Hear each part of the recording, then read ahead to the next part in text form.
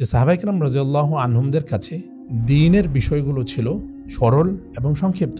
আল্লাহ তাআলা যেগুলো ফরজ করেছেন ওগুলোকেই তারা তো গুরুত্ব দিতেন এবং ওই ক্ষেত্রে তারা কম বেশ করবেন না। একজন সাধারণ মানুষের জন্য মাযহাব মানা যেভাবে জরুরি, আর একজন যুগশ্রেষ্ঠ আলিমের জন্য মাযহাব মানা ওইভাবে জরুরি, আমরা যদি এভাবে আবশ্যক করে দিই তাহলে একরকম বেইনসাফি করলাম। যে মুসলিম উম্মার মতপার্থক্য কীভাবে দূর করা যাবে এটা অবাস্তব চিন্তা। আমাদের যে ক্ষুদ্র ক্ষুদ্র মতপার্থক্য এগুলোকে কিছু নৌকার সঙ্গে তুলনা করতে, যে নৌকাগুলো সবগুলোই ইসলাম নামক সাগরে চলছে, তাহলে মুসলিম উম্মাকে, সমগ্র মুসলিম উম্মাকে আমার ভাই মনে হবে, সবার প্রতি আমার দরদ থাকবে। তাদের ভুলগুলোকে আমি শুদ্ধ বলতে হবে না, কিন্তু কমপক্ষে ভুলটা দরদের সঙ্গে বোঝার সুযোগ লাভ হবে। পুরো উম্মার সব চিন্তাকে ধারণ করার দরকার নেই। এটা আমি আবারও বলছি যে সবার সঙ্গে থাকা মানে সবার সব কিছু গ্রহণ করা না।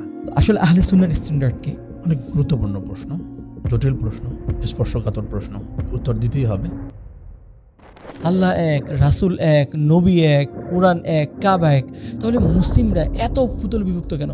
অন্যদিকে নতুন দিনে ফেরা ভাই বোনদের মধ্যে এই সংশয় কাজ করছে, ইসলামের প্রকৃত অনুসারী কারা, কে হক কে সঠিক? সালাফি, আহলে হাদিস, দেওবন্দি, বেরলভী, শিয়া, সুন্নি, এরা প্রত্যেকেই যখন নিজেকে সত্যদল মনে করছে, তাহলে প্রকৃত সত্যদল কারা?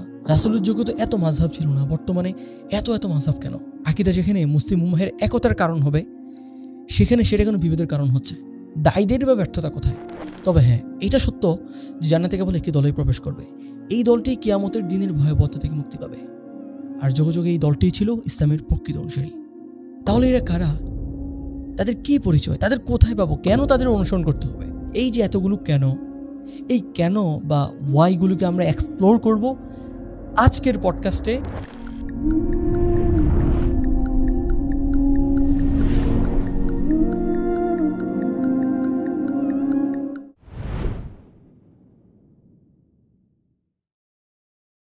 আসসালামু আলাইকুম ওয়া রাহমাতুল্লাহি ওয়া বারাকাতুহু। আমি এখন যে সেটআপে বসে আছি এটার সাথে আপনারা অনেকেই পরিচিত। এই সেটআপে বসে আমরা একটা স্পেশাল পডকাস্ট প্রোগ্রাম আয়োজন করছি পড়ছে বিয়ত নামে। তো মূলত 6 মাস আগে আমরা আপনাদেরকে জানিয়েছিলাম যে ইসলাম জোন থেকে তো বিভিন্ন ধরনের পডকাস্ট প্রোগ্রাম হয়, কিন্তু স্পেশালি যুদ্ধের জন্য কোনো পডকাস্ট প্রোগ্রামের আয়োজন করা যায় কিনা, সেই চিন্তা থেকে আমরা পড়ছে বিয়ত এই পডকাস্ট প্রোগ্রামটা আয়োজন করেছি, যেখানে আমাদের উদ্দেশ্য হলো যে একজন তরুণ বা একজন তরুণী এই বর্তমান ফিতনার সময় খাঁটি মুমিন হিসেবে কীভাবে সে বুদ্ধিভিত্তিকভাবে নিজেকে তৈরি করবে, কীভাবে সেই ফিতনার সময় নিজেকে সারভাইভ করবে, ফিতনার মোকাবেলায় নিজেকে প্রস্তুত করবে, এই ব্যাপারগুলো তাদেরকে জানানো, তাদেরকে গাইডেন্স দেওয়া। তো আলহামদুলিল্লাহ সুম্মা আলহামদুলিল্লাহ, এই পর্যন্ত আমরা পড়ছে বিয়তের 5টি পর্ব আপনাদেরকে উপহার দিতে পেরেছি। আজকে আমাদের 6ষ্ঠ পর্ব, এবং বড়র মতোই এই পড়ছে বিয়ত প্রোগ্রামে আমাদের সাথে একজন সম্মানিত মেহমান আছেন। তিনি আর কেউ নন, আমাদের পরিচিত মোহতারাম মিজান হারুন হাফিজাহুল্লাহ। মোহতারাম, কেমন আছেন? আলহামদুলিল্লাহ, আল্লাহ ভালো রেখেছেন। আপনি ভালো আছেন? আলহামদুলিল্লাহ। তিনি একজন দায়ী, স্কলার এবং একজন আলিম, এবং কিং সাউদ ইউনিভার্সিটিতে পিএইচডি করছেন। তো মোহতারাম, আপনার ব্যাপারে আমাদের সবার একটা অভিযোগ বলবো না, এটাকে আমি অনুযোগ বলবো। সেটা হলো যে আপনাকে আমরা খুব অল্প সময়ের জন্য পাই, যেহেতু আপনি বিদেশে থাকেন। তো দেশ বেশি ভালো লাগে নাকি বিদেশ? বিসমিল্লাহ ওয়াসসালাতু ওয়াসসালামু আলা রাসূলিল্লাহ। প্রথমেই আপনাকে, ইসলাম জোনের সবাইকে এমন একটি সুন্দর উপহার দেওয়ার জন্য অন্তরের অন্তঃস্থল থেকে মোবারকবাদ জানাচ্ছি। পাশাপাশি দর্শক যারা রয়েছেন তাদের সবাইকে আন্তরিক অভিনন্দন জানাচ্ছি। আর আপনি যে প্রশ্নটি করেছেন, আসলে মাতৃভূমি এটা প্রত্যেকের কাছে হৃদয়ের অত্যন্ত কাছের একটা বিষয়, আবেগ অনুভূতির বিষয়। সেই হিসেবে সবার মতো আমি নিজেও মাতৃভূমির প্রতি অত্যন্ত দুর্বল, যে কারণে ছুটি পেলেই চলে আসি। এখন যে আমার সৌদি আরব থাকা, এটা একান্তই পড়াশোনার জন্য, অধ্যয়ন এবং গবেষণার জন্য। এবং ওখানে থাকাকালীন সময়ে আমি প্রায় 10 বছরের উপরে ওখানে আছি। কখনোই মনে হয়নি যে ওখানে থাকতে হবে আমাকে বা থাকবো, বরং সবসময় চিন্তা করি যে কবে দেশে ফিরে যাব। তো ইনশাআল্লাহ এখন আসছি এবং অতি শীঘ্রই একেবারে পুরোপুরি ফিরে আসছি ইনশাআল্লাহ। জাযাকাল্লাহ, বারাকাল্লাহ, হায়াকাল্লাহ। এত অল্প সময়ের জন্য দেশে এসেছেন এবং এর মধ্যে আমাদেরকে সময় দিয়েছেন, ইসলাম জন্য সময় দিয়েছেন। ইসলাম জন্য টিমের পক্ষ থেকে আপনার জন্য আন্তরিক শুভেচ্ছা এবং মোবারকবাদ। জাযাক। মোহতারাম, বিদেশে পড়াশোনা করছেন, বিভিন্ন বিষয়ে লেখালেখি করছেন, আপনার অনেক রচনা আছে। তো আকিদা, বিভিন্ন সমকালীন মতবাদ, সিরাত, বিভিন্ন বিষয়ে আপনি লেখালেখি করেছেন। তো আপনার দীর্ঘ অভিজ্ঞতা থেকে আপনার কাছে যেটা জানতে চাই সেটা হলো যে আমাদের সোসাইটিতে একজন দিনী ফেরা ভাই কিংবা বোন, সে আসলে বোঝে না যে কে সালাফি, কে আহলে হাদিস, কে দেওবন্দি আর কে বেরোলবে। তো দিনী ফেরার পর সে একটা কনফিউশনে পড়ে যায় যে আমি কার সাথে থাকবো, কে সঠিক। তো এই ক্ষেত্রে আপনার পরামর্শ কী হবে যারা এই ধরনের কনফিউশনে থাকে? আলহামদুলিল্লাহ, খুব গুরুত্বপূর্ণ প্রশ্ন করেছেন এবং বিশেষ করে এই সময়ের সঙ্গে অত্যন্ত প্রাসঙ্গিক। বিষয়টি স্পর্শকাতর, কিন্তু সমস্যা যখন থাকে তখন সেটা নিয়ে কথা বলার দরকার হয়, নাহলে সমাধানের পথ খোঁজা যায় না। যে সময়টা বা যেই সমস্যার কথা আপনি তুলে ধরেছেন, এটা মূলত হয়েছে ব্যালেন্স ইসলামের যে বিষয়গুলো, উসুল এবং ফুরো, ইসলামের নানান বিষয়গুলোর মাঝে ভারসাম্য রক্ষা করতে না পারা বা বুঝতে না পারার কারণে এই সমস্যাটা তৈরি হয়েছে। নতুবা এটা কোনো বড় সমস্যা নয়। আমরা যদি সিরাহ দেখি, সাহাবায়ে কেরাম রাদিয়াল্লাহু আনহুমদের দেখি, তাহলে আমরা দেখব এই বিষয়গুলো তাদের জন্য বেশ সহজ ছিল। আমি উদাহরণ হিসেবে হযরত জিমাম ইবনে সালাবা রাদিয়াল্লাহু আনহু, তার ঘটনাটা নিয়ে আসতে চাই সংক্ষেপে। তিনি আল্লাহর রাসূল সাল্লাল্লাহু আলাইহি ওয়াসাল্লামের কাছে আসেন। আসার পরে তাকে জিজ্ঞাসা করেন যে আমি আল্লাহর নাম নিয়ে আপনাকে জিজ্ঞাসা করছি, আল্লাহ তাআলা কি আমাদের ওপর এই যে 5 ওয়াক্ত নামাজ এটাকে ফরজ করেছেন? রাসূলুল্লাহ সাল্লাল্লাহু আলাইহি ওয়াসাল্লাম বললেন, আল্লাহুম্মা নাম, হ্যাঁ। এরপরে জিজ্ঞেস করেছেন যে আল্লাহ তাআলা কি আমাদের উপর এই মাসের রোজা অর্থাৎ রমজান মাসের রোজা ফরজ করেছেন? রাসূলুল্লাহ সাল্লাল্লাহু আলাইহি ওয়াসাল্লাম বললেন, আল্লাহুম্মা নাম, হ্যাঁ। তৃতীয় প্রশ্ন করলেন যে আল্লাহ তাআলা কি আপনাকে নির্দেশ দিয়েছেন যে আপনি আমাদের ধনীদের থেকে সম্পদ গ্রহণ করবেন এবং দরিদ্রদের মাঝে বিতরণ করবেন, অর্থাৎ যাকাত? আল্লাহ তাআলাই কি যাকাত ফরজ করেছেন? তখন রাসূলুল্লাহ সাল্লাল্লাহু আলাইহি ওয়াসাল্লাম জবাবে বললেন, আল্লাহুম্মা নাম। এরপর তিনি চলে গেলেন। তো রাসূলুল্লাহ সাল্লাল্লাহু আলাইহি ওয়াসাল্লামের কাছে এই যে প্রশ্নগুলো এলো, আমরা দেখি ইসলামের মৌলিক প্রশ্নগুলোই তিনি করেছেন: নামাজ, রোজা, যাকাত। আরেকটি বর্ণনায় এসছে রাসূলুল্লাহ সাল্লাল্লাহু আলাইহি ওয়াসাল্লাম এতটুকু বলেছেন যে নফল নামাজ, নফল রোজা, নফল সাদকা এগুলো দিলে দেয়া যেতে পারে। তো প্রশ্নকারী চলে যাওয়ার পরে অথবা চলে যাওয়ার সময় তিনি বলছিলেন যে আমি আল্লাহর শপথ, আমি আর বেশিও করব না, কমও করব না। তখন রাসূলুল্লাহ সাল্লাল্লাহু আলাইহি ওয়াসাল্লাম বললেন, আফলাহা ইন সাদাকা, যদি সে সত্য বলে তাহলে সে সফল। তাহলে আমরা দেখি যে সাহাবায়ে কেরাম রাদিয়াল্লাহু আনহুমদের কাছে দ্বীনের বিষয়গুলো ছিল সরল এবং সংক্ষিপ্ত। আল্লাহ তাআলা যেগুলো ফরজ করেছেন ওগুলোকেই তারা তো গুরুত্ব দিতেন এবং ওই ক্ষেত্রে তারা কম বেশ করবেন না। এটা ছিল তাদের কাছে দ্বীনের রূপরেখা, যে কারণে রাসূলুল্লাহ সাল্লাল্লাহু আলাইহি ওয়াসাল্লাম ততটুকুতেই সাফল্য হবে এটা বলে দিয়েছেন। আরও দ্বীনের বিস্তারিত নানান বিষয় নিয়ে গবেষণা, দ্বীনের শাখাগত নানান বিষয়ে নিয়ে ব্যাপক পড়াশোনা, এগুলোর শর্ত দেননি। তাহলে দ্বীনটা এরকম সরল। পরবর্তীতে নানান জটিলতা তৈরি হয়েছে। এখন যারা নতুন দ্বীনে ফিরছেন তারা তো ফিরছেন দ্বীনে, আর দ্বীনটা হচ্ছে ইসলাম। সুতরাং তাদেরকে ফিরতে হবে ইসলামের দিকে।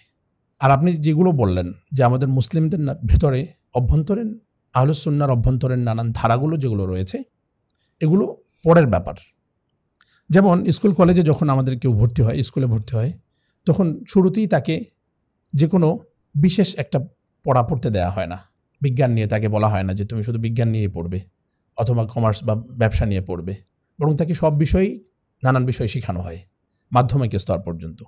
এরপর একটা পর্যায়ে গিয়ে তাকে নানান বিষয় নিয়ে পড়তে হয়, কারণ সে ততদিনে সেগুলো বোঝার মতো যোগ্যতা তার হয়ে গেছে এবং সেগুলো থাকে অনেকটা, বলা যায় যে সাধারণভাবেই থাকে। যখন অনার্স মাস্টার্স করে তখন একটা বিশেষ শাস্ত্রে তাকে অভিজ্ঞ হতে হয়।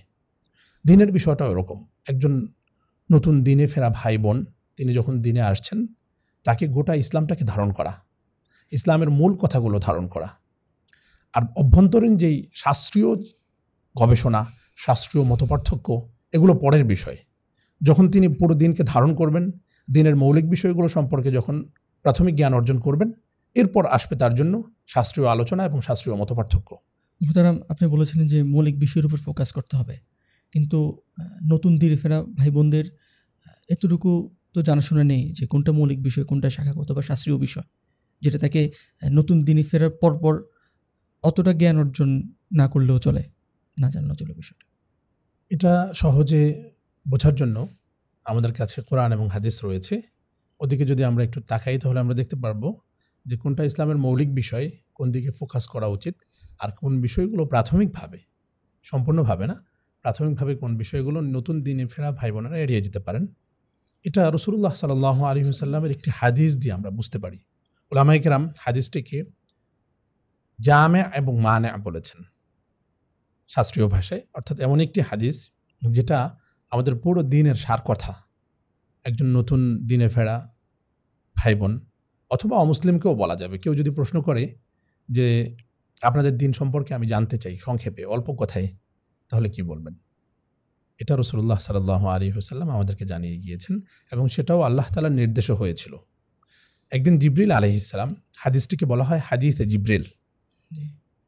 এই হাদিসটি আমাদের দিনের সার কথা, ইসলামের সার কথা। হাদিসে জিবরিল এসছে, একদিন জিবরিল আলাইহিস সালাম আল্লাহ রসুল সাল্লাল্লাহু আলাইহি ওয়াসাল্লামের কাছে আসেন। আসার পরে তাকে প্রশ্ন করেন, আমাকে আপনি ইসলাম সম্পর্কে বলেন, ইসলাম কাকে বলা হয়?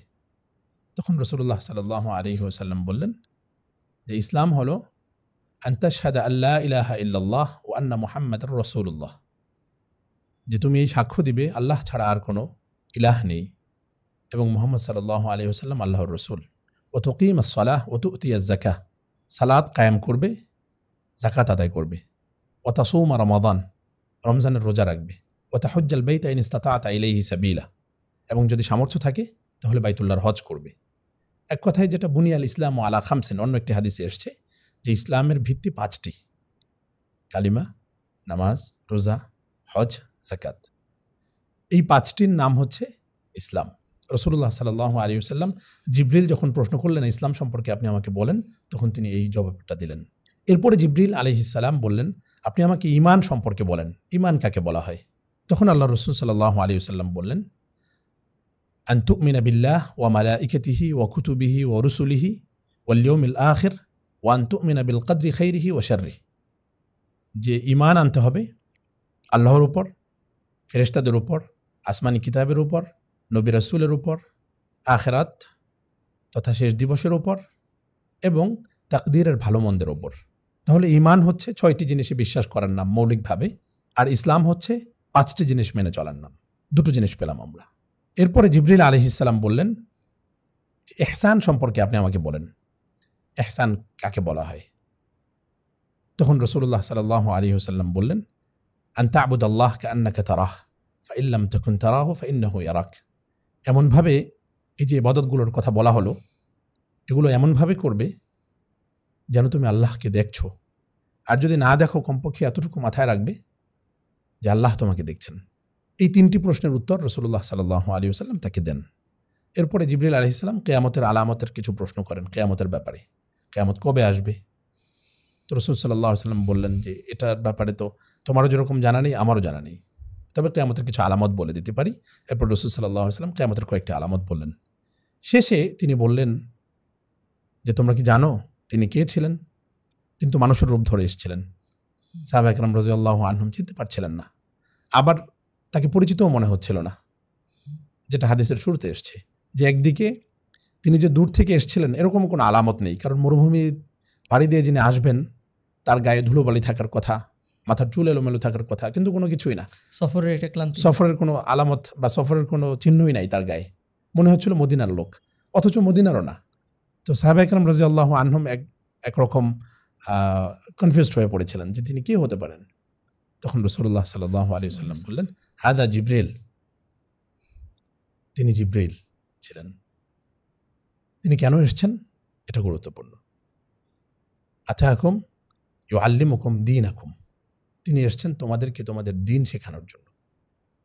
তাহলে জিব্রিলের আসার উদ্দেশ্য ছিল দিন শেখানো সাহাবাদেরকে, অর্থাৎ সাহাবাদের সামনে তিনি প্রশ্ন করবেন, রসুল সাহাবাদের সামনে উত্তর দেবেন সাল্লাল্লাহু আলাইহি ওয়াসাল্লাম, এবং এর মাধ্যমে সাহাবায়ে কেরাম শিখে নেবেন, যেমনটা শিখেছেন আমরা আজও শিখছি। তো আমরা এখান থেকে জানতে পারি যে দিন বলতে কি বোঝায়। আমরা দেখি মৌলিকভাবে দিন বলতে বোঝায় ইসলাম তথা ইসলামের 5টি ভিত্তি, কালিমা, নামাজ, রোজা, হজ ও যাকাত, ঈমানের 6টি রোকন, আল্লাহ, ফেরেশতা, আসমানি কিতাব, নবী রসুল, আখিরাত এবং তাকদীরের উপর বিশ্বাস করা।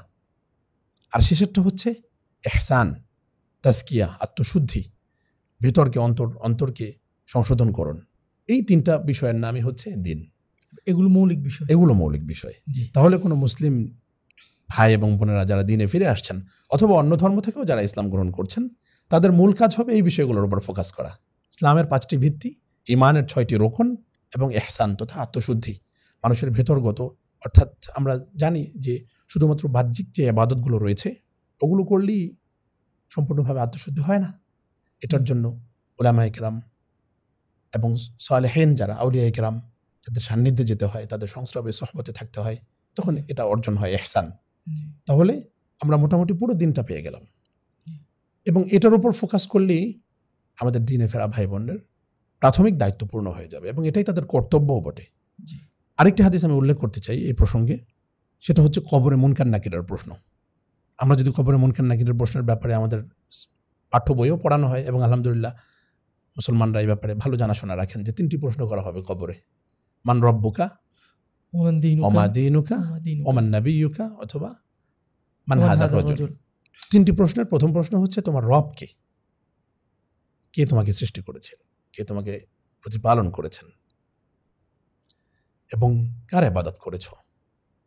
দ্বিতীয় প্রশ্ন হচ্ছে দিন, তোমার দিন কি ছিল, কোন দিন তুমি মেনে এসছো।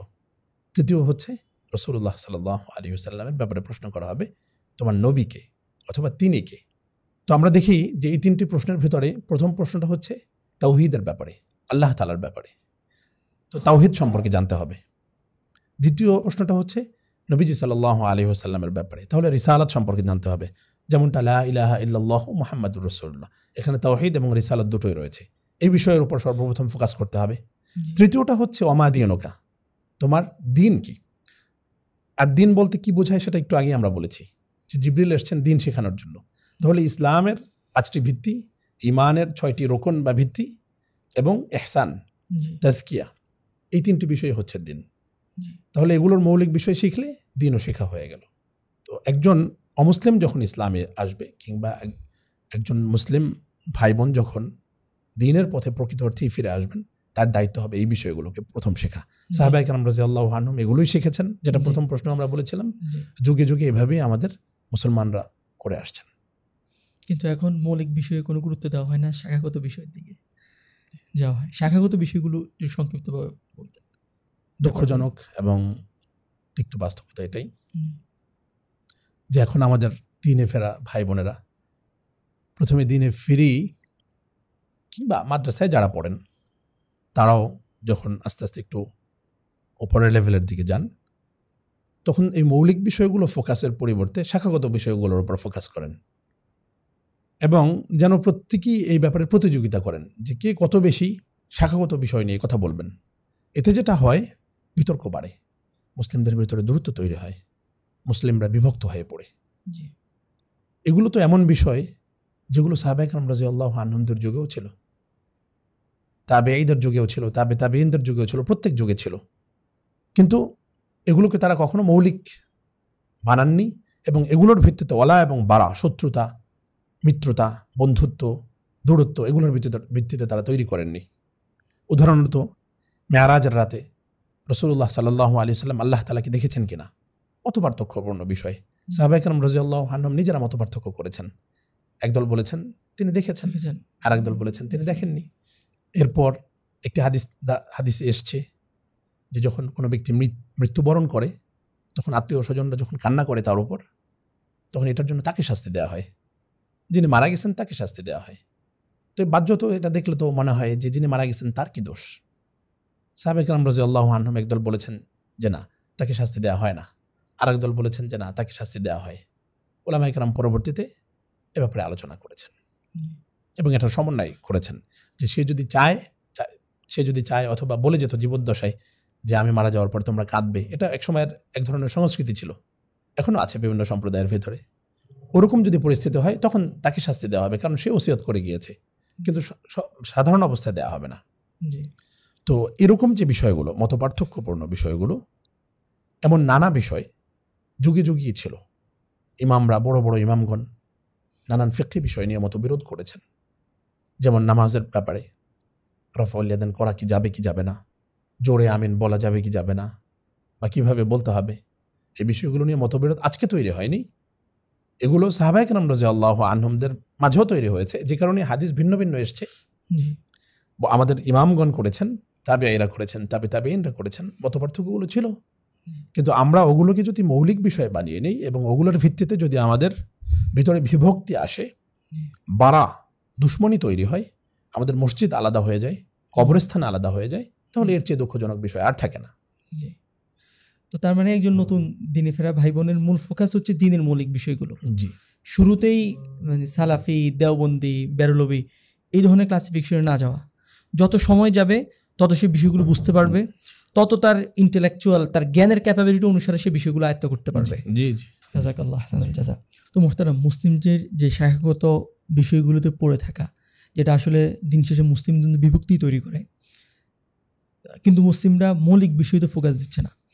তো এর একটা দুঃখজনক চিত্র হচ্ছে আমরা আমাদের দেশে দেখি যে মুসলিমরা সিফাতের বিভিন্ন বিষয় নিয়ে অনর্থক মতানৈক্য করছে, তারপরে ইমানের বিভিন্ন সংজ্ঞা নিয়ে তারা পড়ে আছে, এবং এর উপর ভিত্তি করে তারা কাউকে আহলে সুন্নাহ বলছে, আবার কাউকে আহলে বিদআহ বলছে। তো আসলে আহলে সুন্নাহর স্ট্যান্ডার্ড কি? এভাবে কাউকে আহলে বিদআহ বলা যায় কিনা? অনেক গুরুত্বপূর্ণ প্রশ্ন, জটিল প্রশ্ন, স্পর্শকাতর প্রশ্ন, উত্তর দিতেই হবে। আল্লাহর রাসূল সাল্লাল্লাহু আলাইহি ওয়াসাল্লাম, তাকে ওহীর মাধ্যমে তো জানানোই হয়েছিল যে মুসলিমদের এই বিষয়গুলো ঘটবে, যে কারণে তিনি বলেও গিয়েছেন।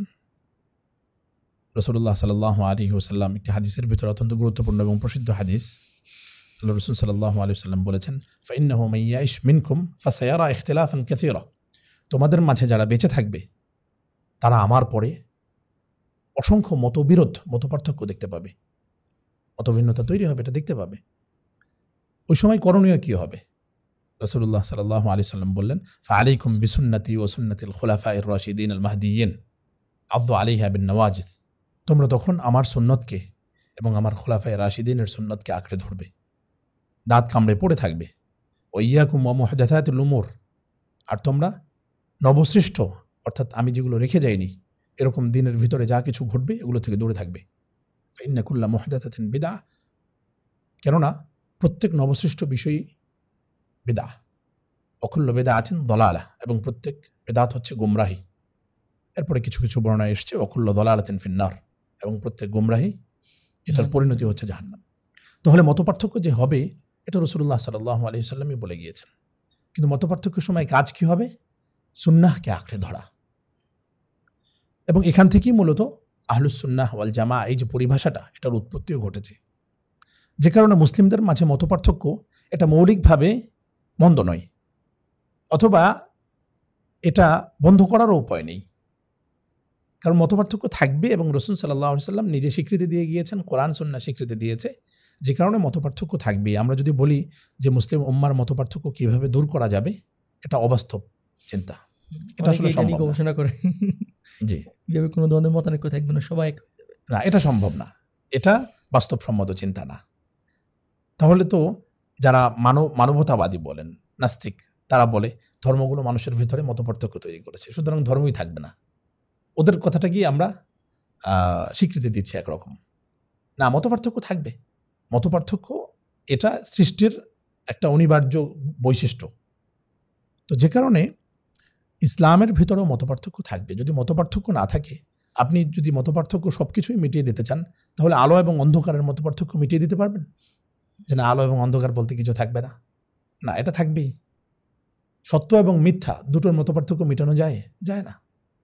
ভুল এবং শুদ্ধ দুটোর মতপার্থক্য দূর করা যাবে না, দুটো বিষয় থাকবেই। সুতরাং ইসলামের মাঝেও এরকম দুটো বিষয় থাকবে, একটা হচ্ছে হক আর একটা হচ্ছে বাতিল, ডান এবং বাম, আলো অন্ধকার, সুন্নাত এবং বিদআত। সুতরাং এই মতপার্থক্যগুলো থাকবে, এটা মেটানো সম্ভব না। এবং আমরা যখন মতপার্থক্যের কথা বলবো, মতপার্থক্য শোধরানোর কথা বলবো, তখন এটা উদ্দেশ্য নিচ্ছি না যে সুন্নাত বিদআত সব এক করে দেব, তাওহীদ এবং শিরক সব এক করে দেব, এটা সম্ভব না। এটা করতে গেলে বরং আমি গর্তে গিয়ে ভাঙলাম, দিনকে বিকৃত করে ফেললাম। কিন্তু কথা হচ্ছে যে তাওহীদ এবং শিরকের মতপার্থক্য না যেখানে, সুন্নাত এবং বিদআতের মতপার্থক্য না যেখানে, বরং সকলেই মোটা দাগে সামগ্রিকভাবে যারা তাওহীদের অনুসারী, সকলেই যেখানে সামগ্রিকভাবে সুন্নার অনুসারী, ওই জায়গাতে মতানৈক্য করাটা, বিশেষত অপ্রয়োজনীয় মতানৈক্য করাটা নিন্দনীয়, এবং এটা কোরআন এবং হাদিসে নিষিদ্ধ। তো যে কারণে আহলুস সুন্নাহ ওয়াল জামার অনুসারী যারা, সার্বিকভাবে সামগ্রিকভাবে যারা তাওহীদের অনুসারী, কালিমার অনুসারী, সুন্নার অনুসারী, রাসূলুল্লাহ সাল্লাল্লাহু আলাইহি ওয়াসাল্লামের সুন্নাহকে যারা সার্বিকভাবে মর্যাদা দেয়, যাদের শিআর এটা যে আমরা সুন্নার অনুসরণ করব, যাদের আমল, আখলাক, নীতি, নৈতিকতা, চিন্তা চেতনা সবকিছুর ভিত্তি হচ্ছে কোরআন এবং সুন্নাহ, তারা মূলত এক দলের অনুসারী, আর সেই দলের নাম হচ্ছে আহলুস সুন্নাহ ওয়াল জামাআহ। তো এই আহলুস সুন্নাহ ওয়াল জামার অভ্যন্তরীণ যে মতপার্থক্যগুলো, এগুলো নিয়ে মূলত আমাদের আলোচনা। এই জায়গাতে আমাদের করণীয় হচ্ছে যে যেগুলো মৌলিক বিষয়গুলো, তাওহীদ এবং শিরকের যে বিষয়গুলো, যারা তাওহীদের বিরোধী কোনো কাজ করবে তাদের বিরোধিতা করা, তাদেরকে তাওহীদ বিরোধী বলা। যারা সুস্পষ্ট এবং সর্বসম্মত কোনো সুন্নার বিরোধিতা করছে, যারা সুস্পষ্ট এবং সর্বসম্মত বিদআতে লিপ্ত, সেটার বিরোধিতা করা। এবং এই জায়গায় বিরোধিতা করাটা জরুরি, আবশ্যক এবং সওয়াবের কাজ। কিন্তু আহলুস সুন্নাহ ওয়াল জামার শাখাগত কিছু বিরোধ রয়েছে, এবং দুঃখজনকভাবে ওই বিষয়গুলো আমাদের সামনে বেশি আসছে। আকীদা কিংবা ফিকহ, দুই ক্ষেত্রেই এই মতপার্থক্যগুলো রয়েছে, শাখাগত মতপার্থক্য, যেগুলোর উপর আমরা বেশি ফোকাস করছি। এই সমস্ত জায়গাতে একজনকে হুট করে আহলুস সুন্নাহ থেকে খারিজ করে দেওয়া যায় না। এই জায়গাটা আমরা বলতে পারি ঈমানের সঙ্গে তুলনা দিতে পারি। ঈমানের ব্যাপারে আমরা জানি যে ব্যক্তি তাওহীদ এবং রিসালাতের সাক্ষ্য দিল সে মুমিন। কিন্তু হাদিসে অনেক শব্দ এসছে যেগুলো একজন মুমিনকে ঈমান থেকে বের করে দেওয়ার ঘোষণা দেওয়া হয়েছে, যেগুলোতে যেমন রাসূলুল্লাহ সাল্লাল্লাহু আলাইহি ওয়াসাল্লাম বলেছেন, লা ঈমান লিমান লা আমানাত লাহ, যে ব্যক্তি আমানত রক্ষা করে না তার ঈমান নেই। তাহলে আমরা যদি প্রশ্ন করি যে একজন মুসলিম, নিজেকে যিনি মুসলিম বলেন কিন্তু আমানতের খেয়ানত করেন, তিনি কি মুমিন নাকি বেঈমান? আমরা সবাই বলবো তিনি মুমিন, কিন্তু বলবো যে ত্রুটি আছে তার ভিতরে। অর্থাৎ খেয়ানত করাটা, কেউ খেয়ানাতে লিপ্ত হলে সে ঈমান এবং ইসলাম থেকে বেরিয়ে যাবে এরকম না, কিন্তু তার গুনাহ হবে, কবিরা গুনাহ হবে, তার অন্যায় হবে। হাদিসে মূলত এই ব্যাপারটাই বলা হয়েছে যে প্রকৃত মুমিন কখনো খেয়ানত করতে পারে না, কিন্তু হাদিসের বাহ্যিক শব্দ হচ্ছে যে আমানত রক্ষা করে না, তার ঈমান নেই। এখন আমরা প্রশ্ন করব যে ক্ষুদ্র ক্ষুদ্র কারণে আমাদের যে সমস্ত উলামায়ে কেরাম অথবা ভাইয়েরা একজন আরেকজনকে সুন্নাহ থেকে খারিজ করে দিচ্ছেন, তো তারাও কেউ আমানত রক্ষা না করলে ইসলাম থেকে খারিজ করে দেন, তারা দিবেন? দেন না তো। আরেক হাদিসে এসছে, রাসূলুল্লাহ সাল্লাল্লাহু আলাইহি ওয়াসাল্লাম বলেছেন, লা ইউমিনু আহাদুকুম হাত্তা ইউহিব্বা লিআখিহি মা ইউহিব্বু লিনাফসিহি, তোমাদের মাঝে ততক্ষণ পর্যন্ত কেউ মুমিন হতে পারবে না যতক্ষণ না নিজের জন্য যা পছন্দ করে তার ভাইয়ের জন্য সেটা পছন্দ করবে। আমাদের মুসলমানরা বিশেষ করে বর্তমানে আমরা নিজের জন্য যেটা পছন্দ করি, আরেক ভাইয়ের জন্য কি সেটা পছন্দ করছি না? তো এই ব্যাপারে ব্যাপক ত্রুটি আছে আমাদের। কিন্তু তাহলে কি আমরা ইসলাম থেকে খারিজ করে দিচ্ছি, ঈমান থেকে খারিজ করে দিচ্ছি? আমরা বলছি কাউকে যে আপনি তো আপনার মুসলিম ভাইয়ের জন্য নিজে যা পছন্দ করছেন সেটা পছন্দ করেন না, সুতরাং আপনি মুমিন না, এটা কিন্তু আমরা বলি না। আমরা বলি এটা আপনার ত্রুটিটা শুধরে নেবেন। ঠিক একইভাবে রাসূলুল্লাহ সাল্লাল্লাহু আলাইহি ওয়াসাল্লাম আরেকটি হাদিসে বলেছেন, ওয়াল্লাহি লা ইউমিন, ওয়াল্লাহি লা ইউমিন, ওয়াল্লাহি লা ইউমিন, 3 বার বলেছেন, আল্লাহর কসম সেই ব্যক্তি মুমিন না, 3 বার বলেছেন। সাহাবায়ে কেরাম জিজ্ঞেস করলেন কে?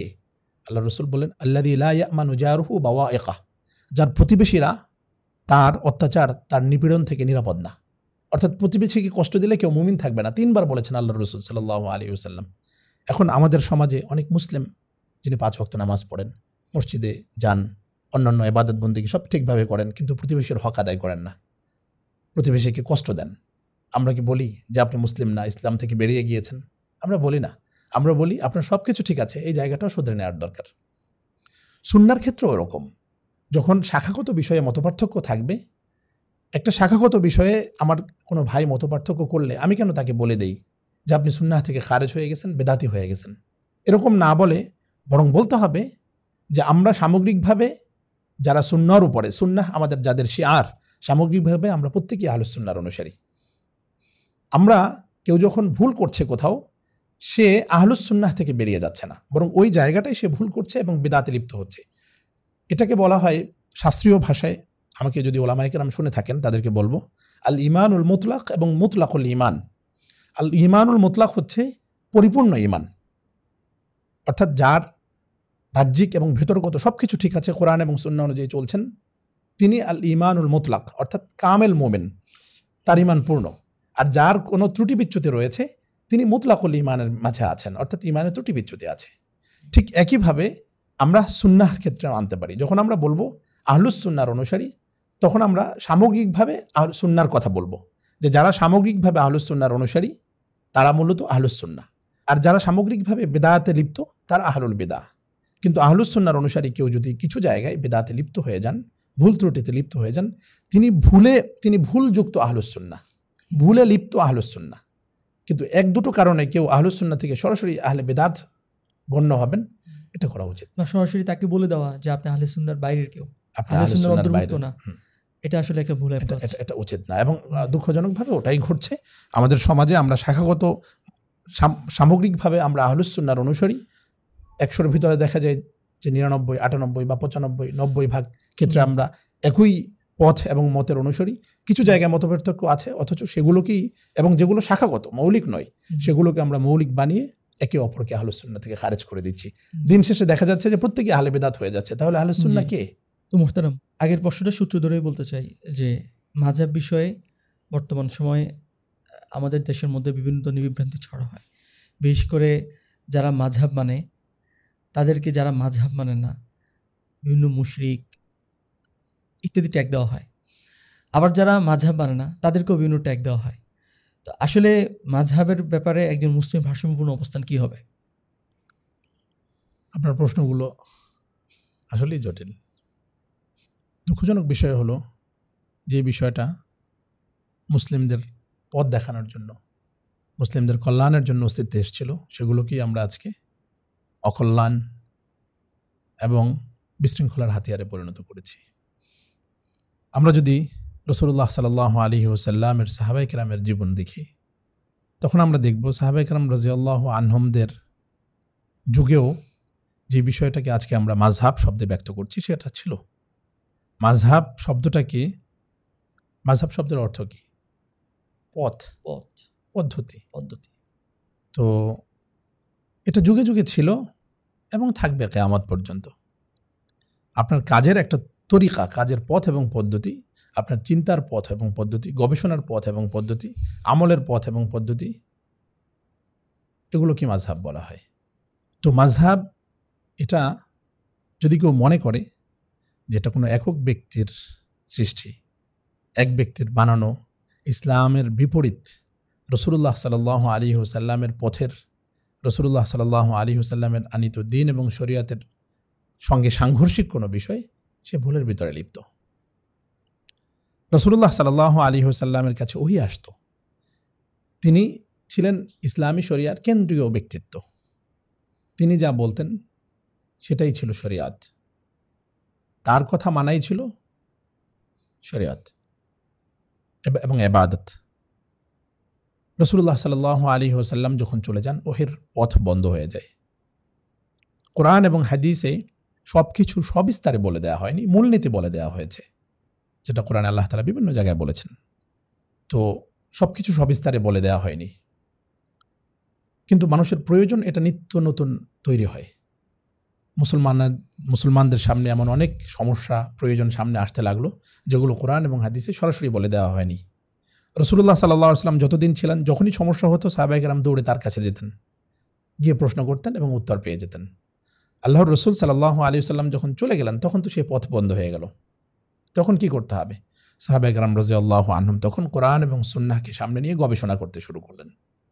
কিন্তু আমরা জানি যে সমস্ত সাহাবায়ে কেরাম রাদিয়াল্লাহু আনহুমদের মেধা, প্রতিভা, আল্লাহ রাসূল সাল্লাল্লাহু আলাইহি ওয়াসাল্লামের সঙ্গে তার সোহবতের সময়, তার জ্ঞান, এগুলো এক পর্যায়ের ছিল না। সবাই সমান পর্যায়ের জ্ঞানী ছিলেন না, কোরআন এবং হাদিস সম্পর্কে সমপর্যায়ের অভিজ্ঞ ছিলেন না। তো যে কারণে সাহাবায়ে কেরাম রাদিয়াল্লাহু আনহুমদের যুগে যারা বড় বড় এবং প্রধান সারির শীর্ষস্থানীয় সাহাবায়ে কেরাম ছিলেন, যারা অধিক কোরআন এবং হাদিস সম্পর্কে অধিক জ্ঞানী ছিলেন, মানুষজন তাদের কাছে যাওয়া শুরু করলো। যেমন চার খলিফা আবু বকর রাদিয়াল্লাহু আনহু, ওমর রাদিয়াল্লাহু আনহু, ওসমান এবং আলী রাদিয়াল্লাহু আনহুমা, মানুষ তাদের কাছে যাওয়া শুরু করলো। এবং এগুলোর বাইরেও যেমন আমরা জানি এক এক সাহাবীর এক একটি বৈশিষ্ট্য ছিল। যেমন হযরত মুআজ ইবনে জাবাল রাদিয়াল্লাহু আনহুকে বলা হয় যে হালাল এবং হারাম সম্পর্কে উনি সর্বাধিক জ্ঞাত ছিলেন। ফারায়েজ সম্পর্কে হযরত যায়েদ ইবনে সাবিত রাদিয়াল্লাহু আনহু বেশি অভিজ্ঞ ছিলেন। তেমনিভাবে হযরত উবাই ইবনে কাব রাদিয়াল্লাহু আনহু কোরআন এবং কিরাত সম্পর্কে, কোরআন সম্পর্কে বেশি অভিজ্ঞ ছিলেন। তো সাহাবায়ে কেরাম রাদিয়াল্লাহু আনহুমদের এমন নানান বৈশিষ্ট্য ছিল। ফিকহ সম্পর্কে হযরত আব্দুল্লাহ ইবনে মাসউদ রাদিয়াল্লাহু আনহু, হযরত আব্দুল্লাহ ইবনে ওমর রাদিয়াল্লাহু আনহু তারা প্রসিদ্ধ ছিলেন। যে কারণে সাহাবায়ে কেরাম রাদিয়াল্লাহু আনহুমদের যুগেই তারা তাদের একজন আরেকজনকে মানতে শুরু করলেন। প্রত্যেকে আমি আমার মতো করে যে সমস্যাগুলো আমাদের সামনে তৈরি হচ্ছে, আমি যা বুঝি কোরআন এবং হাদিস থেকে সেটাই মানব, এরকম হয়নি। সাহাবীদের যুগ থেকেই আবু বকর রাদিয়াল্লাহু আনহু, ওমর রাদিয়াল্লাহু আনহু খলিফাদের যুগ যখন শেষ হলো, তখন সাহাবায়ে কেরাম রাদিয়াল্লাহু আনহুমদের মাঝ থেকে বিভিন্ন সাহাবীরা যারা প্রসিদ্ধ ছিলেন ইলম, জ্ঞান এবং অন্যান্য দিক থেকে গবেষণার ক্ষেত্রে, সাহাবায়ে কেরাম রাদিয়াল্লাহু আনহুম অন্য সাহাবী এবং তাবেঈরা যারা সাহাবাদের যুগে পরে এসেছেন, তারা ওই বিশেষ সাহাবীদেরকে অনুসরণ করা শুরু করলেন। এজন্য আমরা সাহাবীদের জীবনীতেও পাই ফুকাহায়ে সাবা, ফুকাহায়ে আশারা, 7 জন বিশেষ ফকিহ, 10 জন বিশেষ ফকিহ। আল্লাহর রাসূল সাল্লাল্লাহু আলাইহি সাল্লামের সাহাবীদের সংখ্যা ছিল লক্ষাধিক। তাহলে 7 জন 10 জনের নাম কেন আসে? কারণ তারা অন্যদের চেয়ে শ্রেষ্ঠ ছিলেন, অগ্রসর ছিলেন। তো যে কারণে এভাবে মূলত এই যে বিভিন্ন সাহাবীর কাছে যাওয়া, তাদের কাছে প্রশ্ন করা, এটাই ছিল মাযহাবের গোড়াপত্তন। এভাবেই শুরু হয়। হযরত ওমর ইবনুল খাত্তাব রাদিয়াল্লাহু আনহু নিজে আব্দুল্লাহ ইবনে মাসউদ রাদিয়াল্লাহু আনহুকে কুফায় পাঠান এবং কুফাবাসীদেরকে বলে দেন যে আমি আমার কাছে তাদেরকে না রেখে, আব্দুল্লাহ ইবনে মাসউদ এবং হযরত আম্মার ইবনে ইয়াসির, তাদেরকে আমার কাছে না রেখে তোমাদের কাছে পাঠিয়ে দিলাম, তোমরা তাদের থেকে উপকৃত হও। এভাবে আব্দুল্লাহ ইবনে মাসউদ রাদিয়াল্লাহু আনহু কুফায় চলে আসেন। কুফায় হাজার হাজার মানুষ তার কাছ থেকে ইলম অর্জন করেন, হাজার হাজার তাবেঈ তার কাছ থেকে জ্ঞান নেন। সাহাবায়ে কেরাম রাদিয়াল্লাহু আনহুমদের অনেকে যারা কুফায় ছিলেন, তারাও আব্দুল্লাহ ইবনে মাসউদের কাছে আসতেন, তার কাছে প্রশ্ন করতেন, তিনি সমাধান দিতেন। তিনিই ছিলেন কুফার কেন্দ্রীয় ব্যক্তিত্ব। আব্দুল্লাহ ইবনে মাসউদ যেভাবে বলতেন তারা সেভাবে আমল করতেন। তারা কোরআন এবং সুন্নাহ এই অনুযায়ী আমল করব, সরাসরি আমি আব্দুল্লাহ ইবনে মাসউদের কাছে যাব না, এই ধরনের পরিস্থিতি ছিল না। বরং তারা আব্দুল্লাহ ইবনে মাসউদকে অনুসরণ করতেন, কারণ তারা জানতেন আব্দুল্লাহ ইবনে মাসউদ কোরআন এবং সুন্নাহ সম্পর্কে আমাদের মাঝে সবচেয়ে বেশি জ্ঞানী। এভাবে আব্দুল্লাহ ইবনে মাসউদের ফিকহ আস্তে আস্তে কুফায় প্রসিদ্ধ হয়। আব্দুল্লাহ ইবনে মাসউদ রাদিয়াল্লাহু আনহুর মতো এরকম বিভিন্ন শহরে, মিশর, শাম, ইয়ামান, হিজাজ, যেমন হিজাজে আব্দুল্লাহ ইবনে ওমর রাদিয়াল্লাহু আনহু তিনি এভাবে ফতোয়া দিতেন।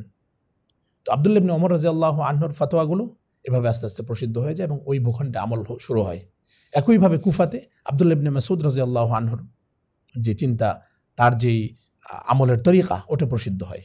আব্দুল্লাহ ইবনে মাসউদ রাদিয়াল্লাহু আনহুর ছাত্রদের ভিতরে অত্যন্ত প্রসিদ্ধ ছিলেন আলকামা ইবনে কায়েস রাহিমাহুল্লাহ, তিনি প্রসিদ্ধ ছিলেন। আলকামা ইবনে কায়েস আন-নাখঈ। আলকামা ইবনে কায়েসের প্রসিদ্ধ ছাত্র ছিলেন ইব্রাহিম আন-নাখঈ। ইব্রাহিম আন-নাখঈর প্রসিদ্ধ ছাত্র ছিলেন হাম্মাদ ইবনে আবি সুলাইমান। হাম্মাদ ইবনে আবি সুলাইমানের প্রসিদ্ধ ছাত্র ছিলেন আবু হানিফা। তাহলে আমরা দেখি এই যে আবু হানিফা, এটা একটা সিলসিলা ভিত্তিক এসছে এবং এটার গোড়া হচ্ছে আব্দুল্লাহ ইবনে মাসউদ রাদিয়াল্লাহু আনহু এবং তার ফিকহ। আবু হানিফার যদি আমরা বলি হানাফি মাযহাব, তাহলে আমরা বলবো যে এটার প্রাচীন নাম ছিল আব্দুল্লাহ ইবনে মাসউদের মাযহাব। তখন হাদিসের গ্রন্থগুলো আজকে আমরা যেভাবে পাই, বুখারী, মুসলিম, এগুলো কোনো কিছুই ছিল না, তখন গ্রন্থ আকারে ছিল না। মানুষ সাহাবায়ে কেরাম রাদিয়াল্লাহু আনহুমদের আমল দেখে দেখে শিখতেন, তাদের ফতোয়া, তাদের সিদ্ধান্তগুলোর অনুসরণ করতেন। এভাবে ছাত্র থেকে ছাত্র, ছাত্র থেকে ছাত্র আবু হানিফার পর্যায়ে আসে। আবু হানিফা তার বড় বড় শিষ্য যারা ছিলেন, হযরত আবু ইউসুফ রাহিমাহুল্লাহ, ইমাম মুহাম্মদ, জুফার, এমন বড় বড় উলামায়ে কেরামকে নিয়ে, ছাত্রদেরকে নিয়ে তারা মূলনীতি তৈরি করেন, বিভিন্ন ফিকহি মূলনীতি তৈরি করেন। মদিনাতে ইমাম মালিক রাহিমাহুল্লাহ এভাবে মূলনীতি তৈরি করেন। তারও পরবর্তীতে ইমাম শাফিঈ রাহিমাহুল্লাহ, ইমাম আহমদ রাহিমাহুল্লাহ এমন মূলনীতি তৈরি করেন, প্রসিদ্ধ হয়ে যান। এই সমস্ত ব্যক্তিদের বাইরেও কিন্তু বিভিন্ন ফকিহ ছিলেন, প্রসিদ্ধ ফকিহ।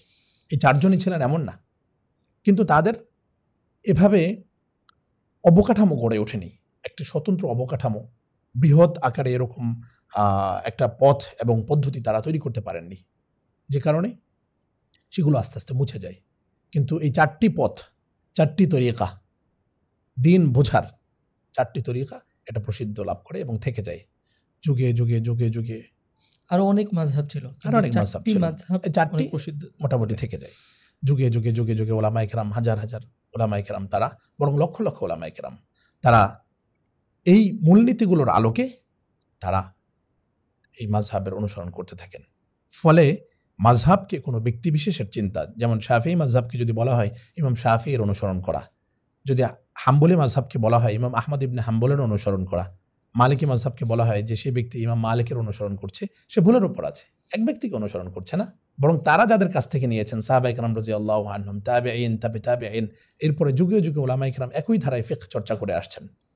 তাহলে আমরা এক ব্যক্তি মাযহাবকে এক ব্যক্তির সৃষ্টি আমরা পাই না, মাযহাবকে পাই লক্ষ লক্ষ ওলামায়ে কেরামের চেষ্টা এবং সাধনার ফলাফল। এবং এই চেষ্টা এবং সাধনার ফলাফল ছিল তাবেঈন, তাবেঈদের আগে তাবেঈদের আগে সাহাবায়ে কেরাম নিয়েছেন রাসূলুল্লাহ সাল্লাল্লাহু আলাইহি ওয়াসাল্লামের কাছ থেকে। সুতরাং মাযহাবকে যারা ব্যক্তিবিশেষের উদ্ভাবন কিংবা রাসূলুল্লাহ সাল্লাল্লাহু আলাইহি ওয়াসাল্লামের রেখে যাওয়া দ্বীনের সঙ্গে সাংঘর্ষিক কোনো পথ এবং মত মনে করে, কোরআন এবং হাদিস বিরোধী কোনো বিষয় মনে করে, তাহলে তারা ভুলের উপর আছে। সুতরাং যে ব্যক্তি হানাফি মাযহাবের অনুসরণ করছে, শাফিঈ মাযহাবের অনুসরণ করছে, মালিকি অথবা হাম্বলি মাযহাবের অনুসরণ করছে, তারা এক আবু হানিফাকে অনুসরণ করছে না, বরং প্রত্যেক যুগের হাজার হাজার লক্ষ লক্ষ উলামায়ে কেরামকে অনুসরণ করছেন এবং সেই ধারাবাহিকতায় তারা তাবেঈদের অনুসরণ করছেন, বরং সাহাবীদের অনুসরণ করছেন।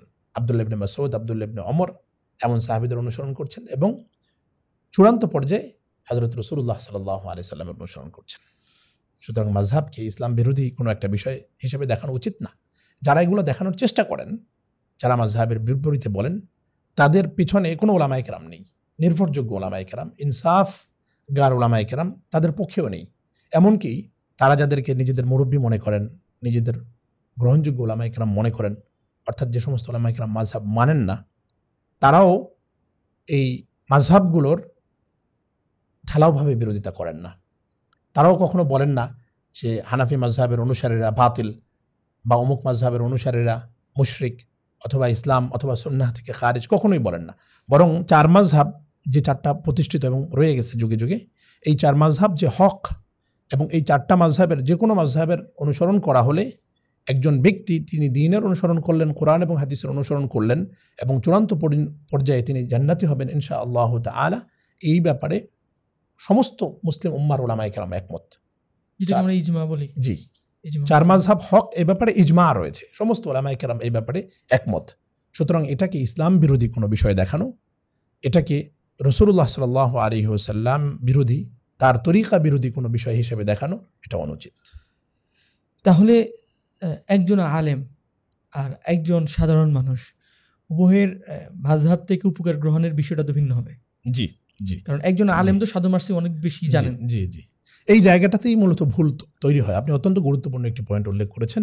এই জায়গাটাতে বিচ্যুতির কারণে নানান জায়গায় আরও বিভ্রান্তি এবং বিচ্যুতি তৈরি হয়। সেটা হচ্ছে প্রত্যেকের জন্য মাযহাবকে সমান দৃষ্টিতে দেখা উচিত না।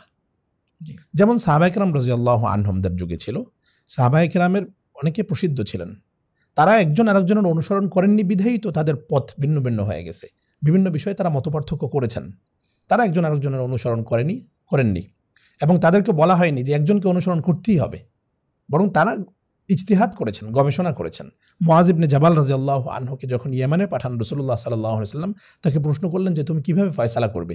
তিনি বললেন আমি আল্লাহর কিতাব অনুযায়ী ফয়সালা করব, কোরআন অনুযায়ী। রাসূলুল্লাহ সাল্লাল্লাহু আলাইহি ওয়াসাল্লাম বললেন কোরআনে যদি না পাও, তখন তিনি বললেন হাদিস অনুযায়ী, রাসূলুল্লাহ সাল্লাল্লাহু আলাইহি ওয়াসাল্লামের সুন্নাহ অনুযায়ী। বললেন সেটাও যদি না পাও, তিনি বললেন আমার ইজতিহাদ অনুযায়ী, অর্থাৎ কোরআন এবং সুন্নাহ গবেষণা করে আমি বের করব। তো তারা তো আর ভিন্ন কারো অনুসরণ করেননি।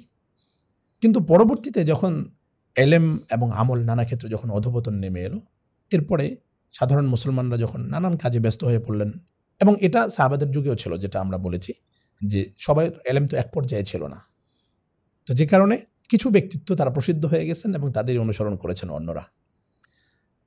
আবার যারা প্রসিদ্ধ হয়েছেন তারা অন্যের অনুসরণ করেননি, এবং এটা অন্য পরবর্তী যুগেও ছিল।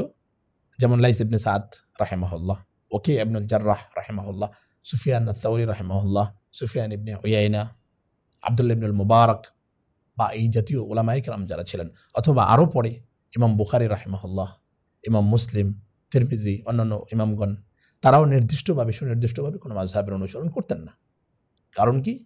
কারণ তারা ইলম এবং ইজতিহাদের যে পর্যায়ে ছিলেন, তাদের জন্য অন্য কারো অনুসরণের দরকার ছিল না, বরং অন্য কারো অনুসরণ করতে গেলে হয়তো তাদের জবাবদিহি করতে হতো আল্লাহর কাছে।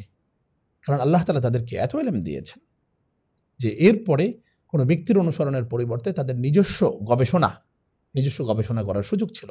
আমরা জানি যে মাযহাবের আমলের ভিতরে ভিন্নতা রয়েছে, তো এই ভিন্নতার ভিতর থেকে যে কোনো একটা তারা বেছে নিতে পারতেন। ওই ধরনের ইলম এবং ওই ধরনের যোগ্যতা তাদের ছিল, যে কারণে ইমাম বুখারীর মাযহাব সম্পর্কে আপনি যদি বলেন যে তিনি কোন মাযহাবের অনুসরণ করতেন, ইমাম বুখারীর জন্য মাযহাবের প্রয়োজন হয়নি।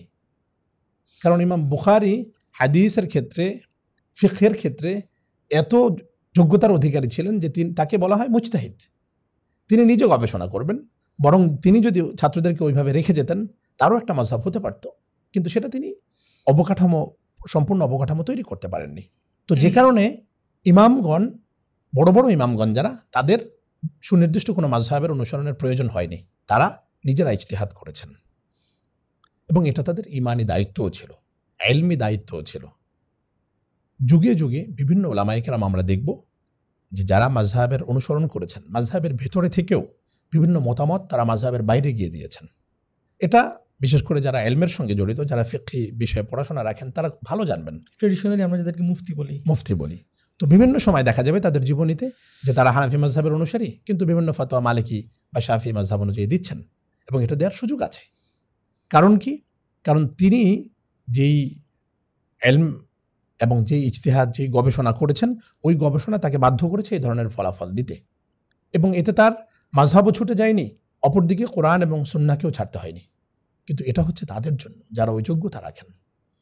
ফলে আজও যদি কোনো আলেম ইজতিহাদের পর্যায়ে চলে যান, যার কোরআন এবং সুন্নাহ নিজস্ব মেধা এবং নিজস্ব শক্তিতে যার গবেষণা করার সুযোগ রয়েছে, কোরআন এবং সুন্নাহর ভিতরে সহিহ, দাঈফ, কোনো বর্ণনা নির্ভরযোগ্য, অনির্ভরযোগ্য, নাসিখ, মনসুখ, আরও যে সমস্ত বিষয় রয়েছে হাদিস এবং ফিকহের, এই বিষয়গুলো সম্পর্কে যার সম্পূর্ণ পাণ্ডিত্য রয়েছে, তিনি যদি আজও বিভিন্ন মাসআলা নিয়ে গবেষণা করেন এবং গবেষণা করে নিজস্ব ফতোয়া বা নিজস্ব মত অনুযায়ী আমল করেন, তাহলে তিনি করতে পারেন, এবং এটা কিয়ামত পর্যন্ত থাকবে।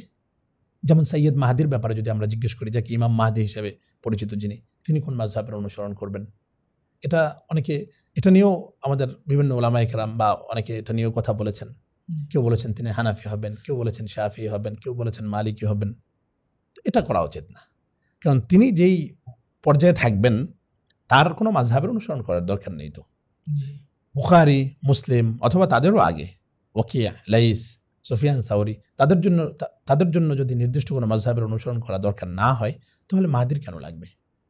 ঈসা আলাইহিস সালাম তিনি আসবেন, তিনি ওহী, কিতাবুল্লাহ এবং সুন্নাত অনুযায়ী ফয়সালা করবেন। তাদেরকে কোনো মাযহাবের সীমানায় আটকানো উচিত না। কিন্তু যারা তাদের মতো নয়, যারা নিজেরা কোরআন আরবিতে পড়তেই পারেন না, হাদিস কোনো রকম টেনে টুনে পড়তে পারেন, হাদিসের অনুবাদ করতে পারেন না, বাংলায় যাদের হাদিস পড়তে হয় অথবা ইংরেজিতে যাদের হাদিস পড়তে হয়, হাদিসটা সহিহ নাকি দাঈফ এগুলো পার্থক্য করার ক্ষমতা যাদের নেই, বরং অমুকে বলেছেন এটা দুর্বল, তমুকে বলেছেন এটা হাসান, অমুকে বলেছেন এটা মৌজু, অর্থাৎ যাদের সব কথার ভিত্তি অমুক আর অমুক, তারা যদি চান যে লাইসের মতো হবেন, সুফিয়ান সাউরির মতো হবেন, ইমাম মাহদির মতো হবেন, কোনো মাযহাবের অনুসরণ করবেন না, বুখারী এবং মুসলিমের মতো হবেন, এটা কি ঠিক হবে? আপনি বুখারী এবং মুসলিমের পর্যায়ে তো দূরের কথা, তার পায়ের ধুলিকণার যোগ্য হননি, কিন্তু আপনি চাচ্ছেন যে আপনিও তার মতো মুজতাহিদ হবেন। এটা তো উচিত না। তো যে কারণে ইমাম বুখারী বা অমুক তমুক আলেমের রেফারেন্স দেওয়া যে তারা মাযহাবের অনুসরণ করেননি তাই আমিও করব না, এটা তো যুক্তির কথা হলো না। আপনার ওই যোগ্যতা থাকলে আপনার জন্য অনুসরণের দরকার নেই। তাহলে সার কথায় আমরা দেখছি মাযহাব কোরআন এবং সুন্নাহ বোঝার উপায়, কোরআন এবং সুন্নাহ সহজে ধারণ এবং গ্রহণের একটা সুন্দর পথ এবং পদ্ধতি। যুগে যুগে লক্ষ লক্ষ উলামায়ে কেরাম তাদের সাধনার ফসল এবং ফলাফল এটা, তারা আমাদের জন্য দিনকে সহজ করে গিয়েছেন। আমাদের আজকে দিন বোঝার ক্ষেত্রে, দিন গ্রহণের ক্ষেত্রে কষ্ট করতে হয় না, তাদের সাধনার ফলাফল স্বরূপ। সুতরাং তাদেরকে গালি দেয়া না, তাদের প্রতি কৃতজ্ঞ থাকা উচিত।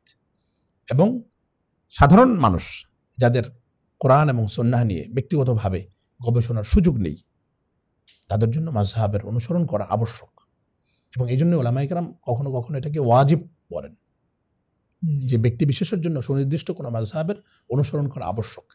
কারণ সে যদি মাযহাবের অনুসরণ না করে, তাকে যদি বলা হয় যে আপনি কোরআন এবং সুন্নাহ নিজের মন মতো যা বুঝেন সেটা আমল করবেন, তার তো বোঝার মতো হাতিয়ার নাই, মাধ্যম নাই, সে কোরআন সুন্নাহ পড়তে পারে না, তাহলে সে সর্বোচ্চ কি করবে? অন্য কোনো আলেমের অনুসরণ করবে। সমকালীন কোনো ব্যক্তি বিশেষের অনুসরণ করার চেয়ে সহস্র বছর ধরে প্রচলিত লক্ষ লক্ষ উলামায়ে কেরামের সাধনার ফসল মাযহাবের অনুসরণ করা কোনটা উত্তম? মাযহাবের এটা নিরাপদ। এখানে লক্ষ লক্ষ আলিমের সহস্র বছর ব্যাপী সাধনার ফলাফল এটা। আর আপনি এটার বিরোধিতা করে এটাকে রাসূল সাল্লাল্লাহু আলাইহি ওয়াসাল্লামের তরিকা বিরোধী, শিরক আখ্যা দিয়ে আপনি অনুসরণ করছেন আপনার সমকালীন অথবা 100-200 বছর আগের এক ব্যক্তিকে।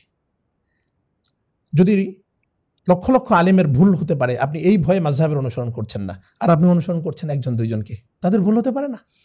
আপনি তাদের কথাটা সঠিক, মাযহাবের কথাটা ভুল, তাদের কথা সঠিক, এটা আপনি কিভাবে বুঝলেন? আপনার তো কোরআন এবং সুন্নাহ নিয়ে গবেষণা করার শক্তি নেই, আপনি আরেকজনের কথা শুনে। তো আপনি যদি আরেকজনের কথা শুনে মাযহাবের বিরোধিতা করছেন, মাযহাব মানছেন না, এবং মাযহাব যারা মানে তাদেরকে মুকাল্লিদ বলে হেয় প্রতিপন্ন করেন, আপনি তো তাকলিদের বাইরে না, আপনি নিজেও তো মুকাল্লিদ। এই সমকালীন ওই আলেমদের মুকাল্লিদ।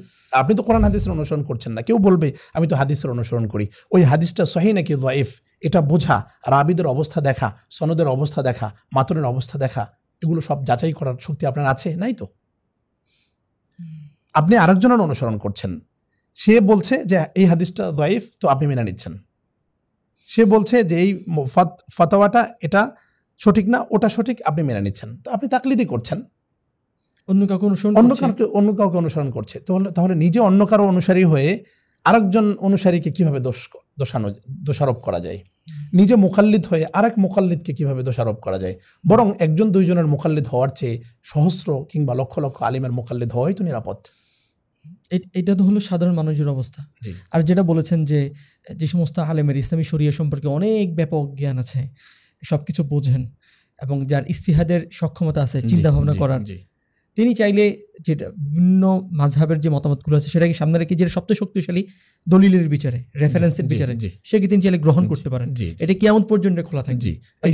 এই জায়গাটাতে আমাদের ভারসাম্য আসা উচিত। আসলে এটা ক্রিয়ার প্রতিক্রিয়া হিসেবে ঘটেছে। একদল ভাই তারা মাযহাবকে সমূলে বিরোধিতা করেন, মাযহাব মানাকে কোরআন এবং সুন্নাহর বিরোধিতা মনে করেন, কোরআন এবং সুন্নাহ পরিত্যাগ করা মনে করেন, মুহাম্মদ সাল্লাল্লাহু আলাইহি ওয়াসাল্লামের ধর্ম ছেড়ে অন্য কারো ধর্ম গ্রহণ করা মনে করেন। মূলত সে কারণেই মাযহাব না মানাকে মাযহাবের উলামায়ে কেরাম অত্যন্ত কঠোরভাবে প্রতিহত করেছেন। নতুবা আমরা একটু আগে যেমন বললাম যে সাধারণ মানুষের জন্য মাযহাব মানা আবশ্যক। প্রতিষ্ঠিত 4 মাযহাবের ভেতরে যে কোনো এক মাযহাবকে বেছে নেয়া সমকালীন কোনো উলামায়ে কেরামের ব্যক্তিগত সিদ্ধান্ত বেছে নেওয়ার চেয়ে উত্তম। সুতরাং সাধারণ মানুষের জন্য এটা, এই ক্ষেত্রে আমরা বেইনসাফি না করি। আমরা সাধারণ মানুষ যারা কোরআন এবং সুন্নাহ সম্পর্কে গবেষণার যোগ্যতা রাখি না, তারা মাযহাবের বিরোধিতা না করে বরং মাযহাব যে কোনো একটি মাযহাবের অনুসরণ করতে হবে। আমরা একটি মাযহাবের কথা কেন বলছি? কারণ একাধিক মাযহাবের অনুসরণের কথা যদি বলা হয় তাহলে উনি মাযহাবের অনুসরণ অথবা কোরআন এবং সুন্নাহকে খুঁজবেন না, উনি খুঁজবেন হচ্ছে যে ওনার নিজের কাছে কোনটা ভালো লাগে, সুবিধা যেখানে। তাহলে মানদণ্ড সত্য বা হক দলিল থাকছে না, মানদণ্ড থাকছে সুবিধা। তাহলে একাধিক মাযহাব অনুসরণ করা যাবে না, কারণ আপনি তো বলতে পারছেন না যে কোন দলিল শক্তিশালী কোন দলিল দুর্বল। এই জন্য আপনি যে কোনো একটাকে মানবেন। এই ক্ষেত্রে উত্তম হচ্ছে যে ভূখণ্ডে যে মাযহাব প্রতিষ্ঠিত ওই মাযহাবের অনুসরণ করা। আর মাযহাবের অনুসরণ যারা করছেন তাদের উদ্দেশ্য আমি এই কথাটাই বলবো যে মাযহাবের অনুসরণ এটা সবার জন্য সমান পর্যায়ের আবশ্যক নয়। একজন সাধারণ মানুষের জন্য মাযহাব মানা যেভাবে জরুরি, আর একজন যুগশ্রেষ্ঠ আলিমের জন্য মাযহাব মানা ওইভাবে জরুরি। আমরা যদি এভাবে আবশ্যক করে দিই তাহলে একরকম বেইনসাফি করলাম, দুজনকে আমরা সমান কাতারে নিয়ে আসলাম। কিয়ামতের দিন আল্লাহ সাধারণ মানুষকে ছেড়ে দেবেন, কারণ তার গবেষণা করার যোগ্যতা ছিল না, তাকে ইলম দেওয়া হয়নি। আরেকজনকে কোরআন এবং হাদিসের বিপুল জ্ঞান দিয়েছেন, তিনিও ওই সাধারণ মানুষের মতোই দিনকে মেনে চলেছেন, কোরআন এবং সুন্নাহ নিয়ে গবেষণা করেননি, অথবা নিজের আল্লাহ তাআলা প্রদত্ত নিজের মেধা, ইলম এবং আকলকে ব্যবহার করেননি। তাকে কি আল্লাহ প্রশ্ন করবেন না? যে তোমার অনুসরণ তার মতো হয় কি করে, দুজন তো এলেমের ক্ষেত্রে সমান নও, তাহলে অনুসরণের ক্ষেত্রে কেন সমান হলে? এই জন্য যারা মাযহাবের বিরোধিতা করেন ঢালাওভাবে, তাদের কথা যেমন ভুল এবং তাদের দৃষ্টিভঙ্গি ভুল, একইভাবে যারা উম্মতের প্রত্যেক সদস্যের ব্যাপারে এই কথা বলেন যে সবাইকেই নির্দিষ্ট মাযহাবের অনুসরণ করতে হবে এবং কোনো ক্ষেত্রে একটি মাসআলায় বা কোনোভাবেই মাযহাবের বাইরে যাওয়া যাবে না, তাদের কথাও ভুল। এটার ক্ষেত্রে ভারসাম্য কথা যেটা এর আগে বলেছেন, জি জাযাকাল্লাহ, এটা তো মাযহাবের ক্ষেত্রে। আমরা যদি দাওয়াতের ক্ষেত্রে আসি, তাহলে আমরা দেখতে পাচ্ছি যে আকীদা নিয়ে কিছু তিক্ত বাস্তবতা আছে আমাদের দেশে, বিশেষ করে সিফাতের বিভিন্ন ব্যাপারে। তো এই ক্ষেত্রে একজন দায়ী তার মূল ফোকাসের জায়গা কি হবে, তিনি কিভাবে এই ধরনের বিতর্কগুলো এড়িয়ে তার যে লক্ষ্য, যে ফোকাস, সেখানে তিনি অবিচল থাকবেন? জি, একজন দায়ের কাজ, সর্বপ্রথম কাজ আমরা শুরু তো কিছু কথা বলেছি এই ব্যাপারে, যে তার কাজ হচ্ছে ইসলামের মৌলিক বিষয়গুলোতে ফোকাস করা, এবং এটা কোরআনের শিক্ষা। কোরআনে আল্লাহ তাআলা বলেছেন, ওমান নাহসানু কাওলাম মিম্মান দাআ ইলাল্লাহ ওয়া আমিলা সালিহা ওয়া ক্বালা ইন্নানী মিনাল মুসলিমিন। তার চেয়ে উত্তম কথা আর কার হতে পারে যে আল্লাহর দিকে ডাকে এবং নিজে উত্তম কাজ করে এবং বলে আমি মুসলমানদের অন্তর্ভুক্ত। তাহলে একজন দায়ের মূল ফোকাস হচ্ছে ইসলাম এবং নিজেকে মুসলিম হিসেবে পরিচিত করা এবং প্রতিষ্ঠিত করা, ইসলামকে প্রতিষ্ঠা করা, এটাই একজন দায়ের মূল কাজ। আল্লাহ তাআলা কোরআনের অন্য আয়াতেও যেটা বলেছেন, ওয়ালা তামুতুন্না ইল্লা ওয়া আনতুম মুসলিমুন, তোমরা মুসলমান হয়ে মৃত্যুবরণ করো। সুতরাং একজন দায়ের মূল ফোকাসের জায়গা থাকবে ইসলাম এবং কুফুরের বিপরীতে তিনি ইসলামকে প্রতিষ্ঠা করবেন, শিরকের বিপরীতে তিনি তাওহীদকে প্রতিষ্ঠা করবেন, সুস্পষ্ট বিদআত যেগুলো সর্বসম্মত, যে ব্যাপারে উলামায়ে কেরাম একমত, সেগুলোর বিপরীতে তিনি সুন্নাহকে প্রতিষ্ঠা করবেন, সুন্নাহকে পুনর্জীবিত করবেন, এটা তার দায়িত্ব। কিন্তু শাখাগত যে মত পার্থক্য, যেটা আপনিও উদাহরণ হিসেবে বললেন, দুঃখজনকভাবে এটাই আমাদের সমাজে প্রচলিত। সিফাতের কিছু খুঁটিনাটি বিষয় নিয়ে আলোচনা, যেগুলো যুগের পর যুগ উলামায়ে কেরাম মত পার্থক্য করেছেন, এবং এই কারণে একজন আরেকজনকে তারা ইনসাফগার যারা, তারা একজন আরেকজনকে কাফের বলেননি, একজন আরেকজনকে ইসলাম থেকে, ঈমান থেকে খারিজ করে দেননি। এবং এটা এমন মত পার্থক্য যেটা আমি সবসময় বলি, আমার বিভিন্ন বইয়েও লিখেছি, যে যদি মুসলমানদেরকে সময় দেওয়া হয় কিয়ামত পর্যন্ত অথবা মাহদি আসার আগ পর্যন্ত, যে আপনারা এই বিষয়গুলোর একটা সমাধান করতেই হবে অথবা এই ব্যাপারে আপনাদের একমত হতে হবে, তারা পারবেন না। কারণ এগুলো আজকে শুরু হয়নি, শত শত বছর আগে শুরু হয়েছে, চলছে এবং এগুলো চলতেই থাকবে। তাহলে যেই পার্থক্যগুলো মেটানোরই নয়, সেগুলোর উপর ফোকাস করা, গোটা উম্মতকে সেগুলোতেই ব্যস্ত করে দেয়া, এটা তো বুদ্ধিবৃত্তির কাজ হতে পারে না, এবং এটা দায়ের কাজ হতে পারে, এবং এটা দায়ের কাজ না। এই জন্য একজন দায়ীকে ইসলামের মৌলিক বিষয়গুলো, যেগুলো আমরা প্রথমে আলোচনা করেছি, সেগুলোতে ফোকাস করতে হবে। কুফুরের বিপরীতে ইসলামের কি কি সৌন্দর্য রয়েছে, ইসলাম বিরোধী নানান মতবাদ যেগুলো আমাদের সমাজে প্রচলিত রয়েছে, যেগুলো আমাদের যুবকদেরকে ঈমানহারা করে দিচ্ছে, নাস্তিক বানিয়ে দিচ্ছে, ইসলামের শত্রুতে পরিণত করছে, তাদেরকে ওই জায়গায় ফোকাস করতে হবে।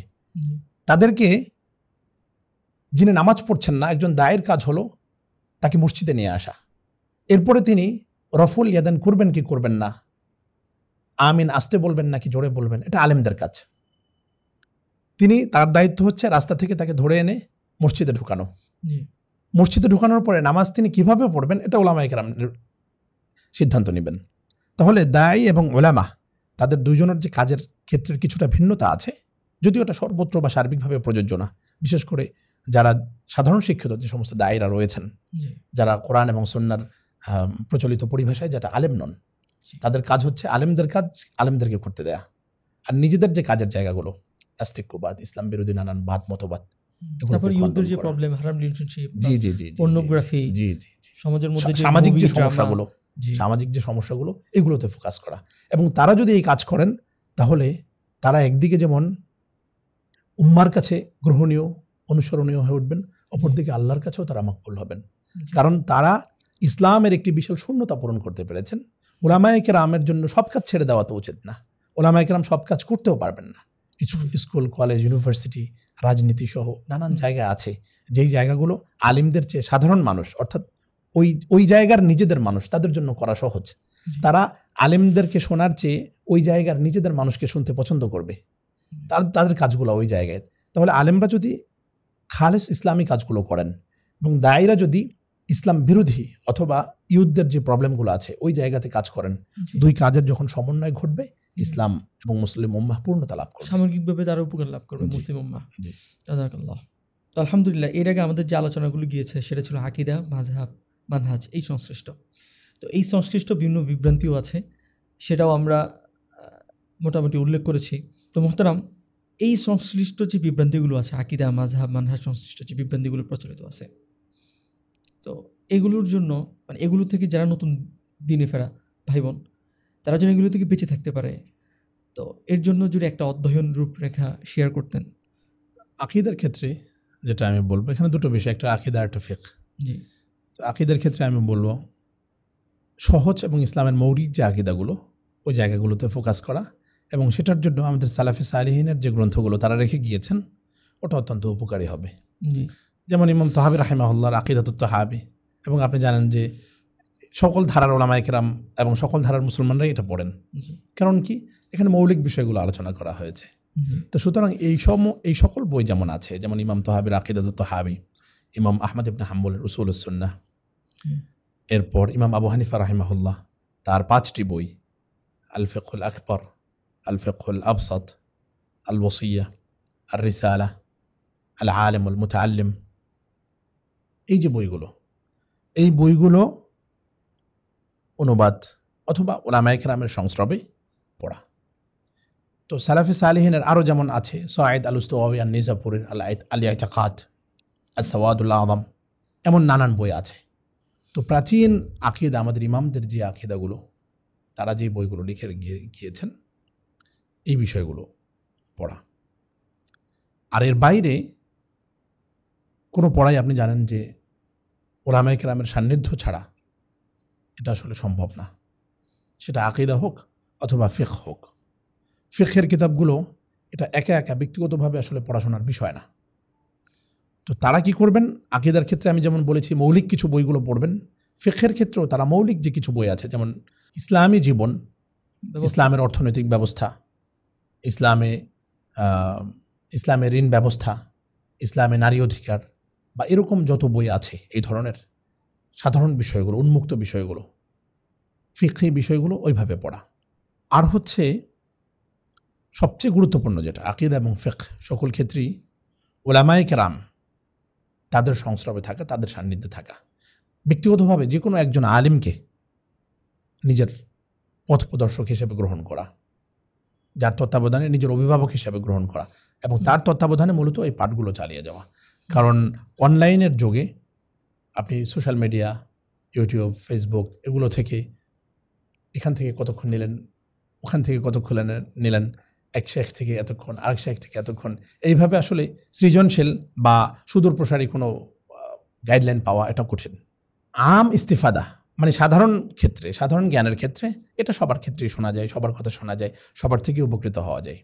কিন্তু আপনি যখন একাডেমিকভাবে অগ্রসর হওয়ার চিন্তা করবেন, তখন আপনাকে বিশেষ কোনো ব্যক্তি অথবা একাধিক ব্যক্তি তাদের সংস্রবে থাকা, তাদের সান্নিধ্যে থাকা এবং তাদের তত্ত্বাবধানে চলতে হবে। এটাকে আমরা ব্যক্তিগতভাবে অনেকেই বলি উস্তাদ, আমার উস্তাদ আছেন, আমার শাইখ আছেন, এটা যে কেউ হতে পারে, তবে নির্ভরযোগ্য হলে। জি, এটা হতে হবে। যেমন অন্যান্য শাস্ত্র, মেডিকেল, এটা ব্যক্তি বিশেষ, বই পড়ে কেউ ডাক্তার হতে পারে না। তো একইভাবে একজন মুসলিম, একজন ভাই বা বোন, তারা যখন ইসলাম সম্পর্কে গভীর জ্ঞান অর্জন করতে যাবেন, সাধারণ জ্ঞানগুলো তারা সব জায়গা থেকে নিতে পারবেন, যে কারো কাছ থেকে নিতে পারবেন এবং বই পড়েই নিতে পারবেন। কিন্তু যিনি গভীরে যাওয়ার চেষ্টা করবেন, তার জন্য উচিত হবে যে কোনো আলেমের সঙ্গে সম্পর্ক রাখা। তো জেনারেল শিক্ষিত ভাইদেরকে আমি বলবো যে নিজের পছন্দের এবং নির্ভরযোগ্য কোনো আলেমের সঙ্গে সম্পর্ক রাখা, তার সহবতে যাওয়া, তার পরামর্শে চলা।